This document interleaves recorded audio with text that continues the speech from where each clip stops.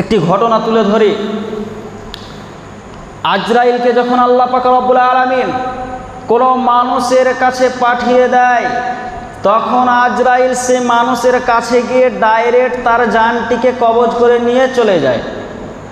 সে আজরাইল কিন্তু এসে বলবে না, আব্দুর রহমান তুমি আমাকে অনুমতি দাও, যদি অনুমতি দিবা তাহলে জান কবজ করবো, আর যদি অনুমতি না দাও তাহলে খালি হাতে ফিরে চলে যাব। আজরাইল অনুমতি নেয় না। আজরাইল এসে ডাইরেক্ট তার বুকের ওপর হাত দিয়ে তার বুকের এই জায়গাতে হাতটিকে ঢুকিয়ে তার ভিতর থেকে রুহটিকে কবজ করে বার করে নিয়ে চলে যায়। কিন্তু আমি আপনি যেই নবীর উম্মত, সেই নবীর কাছে আজরাইলকে এসে আগে পারমিশন নিতে হয়েছিল। সম্মানিত শ্রদ্ধেয়, আল্লাহ পাক রব্বুল আলামিন আজরাইলকে ডেকে বলছেন, আজরাইল যাও, এক্ষুনি যাও, আমার মুহাম্মাদের কাছে যাও, আমার বন্ধুর কাছে যাও, তাকে গিয়ে বলো আল্লাহ তোমার সঙ্গে সাক্ষাৎ করতে চায়। আজরাইল আল্লাহর কথা মতো নবীর কাছে গেলেন। নবীকে গিয়ে বলছেন, ইয়া রাসূলুল্লাহ, ইয়া হাবিবাল্লাহ, আল্লাহ আপনার সঙ্গে সাক্ষাৎ করতে চায়। কিন্তু নবী, আল্লাহ আমাকে এই কথাটা বলেছেন যে আপনি যদি আমাকে জান কবজ করার হুকুম দেন তাহলে জান কবজ করব, আর যদি হুকুম না দেন তাহলে খালি হাতে ফিরে চলে যাব। আল্লাহ রাসূল সাল্লাল্লাহু আলাইহি সাল্লাম এই কথাটা শুনে আজরাইলকে বললেন, আজরাইল তোমাকে আমি আমার জান কবজ করার হুকুম দিয়ে দিব, কোনো আপত্তি নাই, আমার জান কবজ করার হুকুম দিতে আমার কোনো আপত্তি নাই। কিন্তু আজরাইল, হুকুম দেওয়ার আগে আমি আমার আল্লাহর সঙ্গে একটি সাক্ষাৎ করতে চাই। আল্লাহর সঙ্গে সাক্ষাৎ করার জন্য জিব্রাইলকে ডাকা হলো। জিব্রাইল ফেরেশতা যখন আল্লাহ রাসূল সাল্লাল্লাহু আলাইহি সাল্লামের কাছে আসেন, আল্লাহ রাসূল সাল্লাল্লাহু আলাইহি সাল্লাম দেখলেন জিব্রাইলের চোখে পানি, জিব্রাইল কাঁদে।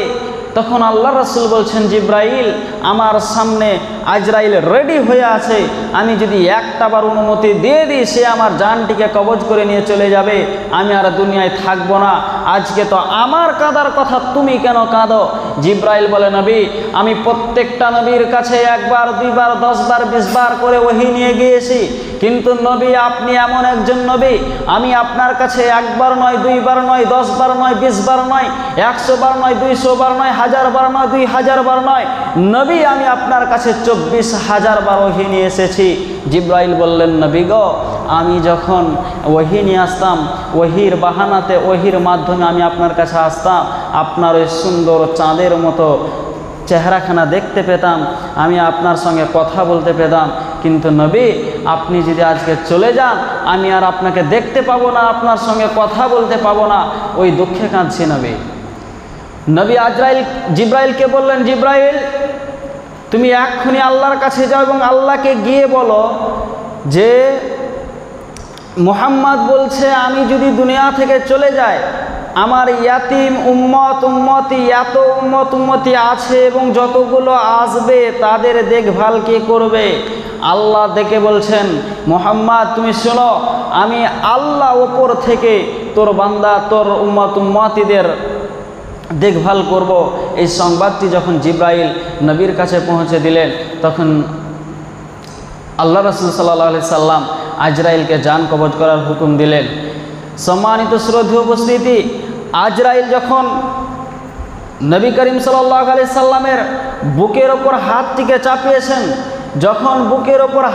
চাপিয়েছেন, তখন আল্লাহ রাসূল আজরাইলকে ডেকে বলছেন, আজরাইল তুমি আমার বুকের ওপর হাত চাপিয়েছো না গোটা দুনিয়াটাকে, পৃথিবীটাকে চাপিয়ে দিয়েছো? আজরাইল বলছেন, নবী অনেক ব্যথা লাগছে। তখন নবী করিম সাল্লাল্লাহু আলাইহি সাল্লাম আজরাইলকে বলেন, আজরাইল আমার মৃত্যুর সময় আমার একটি শেষ কথা রয়েছে তোমার সঙ্গে, তোমাকে আমার সঙ্গে ওয়াদা করতে হবে। আজরাইল বললেন, নবী আপনার শেষ ইচ্ছা কি, আপনার শেষ কথাটা কি, আমাকে বলুন, আমি ওয়াদা করব। তখন আজরাইল হাতটিকে সেইখান থেকে সরে আল্লাহ রাসূলের হাতের ওপর হাত রেখে আল্লাহ রাসূলকে জিজ্ঞেস করলেন, আপনার শেষ কথা কি বলুন। আল্লাহ রাসূল সাল্লাল্লাহু আলাইহি সাল্লাম আজরাইলকে ডেকে বলছেন, আজরাইল তুমি যখন আমার উম্মতিদের জান কবজ করতে যাবে, বর্তমানে আমার যত উম্মতি রয়েছে এবং যত উম্মতি আসবে, প্রত্যেকটা মানুষের তো জান তোমাকেই কবজ করতে হবে। আজরাইল আমার শেষ কথা হচ্ছে, তুমি যখন আমার উম্মতিদের জান কবজ করতে যাবে, আজকে তুমি আমাকে যতটা ব্যথা দিচ্ছ, আমার উম্মতিদেরকে আমার মতো জেনে এতটা ব্যথা না দাও। আজরাইল তখন আল্লাহ রসুলের হাতের ওপর হাত রেখে বললেন, ইয়া রাসূলুল্লাহ, ইয়া হাবিবাল্লাহ, আমি আপনার মৃত্যুর সময় আপনার হাতের ওপর হাত রেখে আপনার সঙ্গে আপনাকে ওয়াদা করছি, আমি কসম করে ওয়াদা করে বলছি, আপনার যেই উম্মত আপনাকে ভালোবাসবে, আপনার যেই উম্মত আপনার প্রেমের জন্য, আপনার একটুকুন ভালোবাসার জন্য ইয়াতিমদের মাথায় হাত বুলিয়ে দিবে, ইয়াতিমদেরকে ভালোবাসবে, সেই উম্মতের যখন আমি জান কবজ করতে যাব নবী, তাকে আমি এক বিন্দু মাত্র ব্যথা দিব না। আপনাকে আমাকে এই ঘটনা থেকে এই কথাটা বুঝতে হবে যে আল্লাহর রাসূল সাল্লাল্লাহু আলাইহি সাল্লাম এই ওনার মৃত্যুর সময় ওনাকে ব্যথা লাগছে, কিন্তু তিনি একটুও কিন্তু বললেন না যে আজরাইল আমার ব্যথা কমাও। আল্লাহ রাসূল সাল্লাল্লাহু আলাইহি সাল্লাম সেইখানে আমার আপনার কথা ভেবেছেন। আল্লাহ রাসূল সাল্লাল্লাহু আলাইহি সাল্লাম তার উম্মতিদের কথা ভেবেছেন যে আজকে আমি এতটা ব্যথা পাচ্ছি, আমার উম্মতিরা কতটা ব্যথা পেতে পারে। ওই জন্য আমার আপনার কথাটা চিন্তা করে আজরাইলকে সে সময় ওয়াদা করিয়েছেন। তারপরও কি আমি আপনি সেই নবীকে ভালোবেসে সেই নবী যেইগুলো করতে বলেছেন সেইগুলো করতে পারি না? আমি আপনি কি নবীকে ভালোবেসে সেই নবী যেইগুলো করতে বারণ করেছেন সেইগুলো কি না করে থাকতে পারি না? পারবো। এটা আমার আপনার নিজের মনের ভুল, এটা আমার আপনার নিজের মনের ভুল। সম্মানিত শ্রদ্ধেয় উপস্থিতি, আমাকে আপনাকে শুধরে যেতে হবে, এখনও সময় আছে।